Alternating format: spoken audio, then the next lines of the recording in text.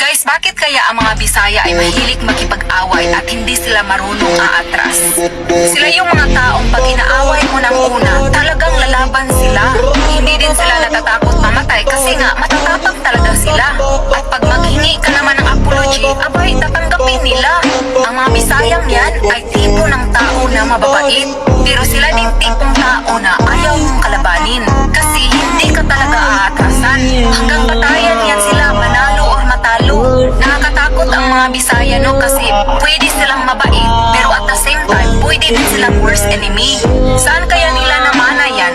Siguro kay Lapu-Lapu. Si Lapu-Lapu ba yung pumatay kay Magellan? Guys, huwag niyong i-transfer ito sa Bisaya ha, baka yung mga... Body,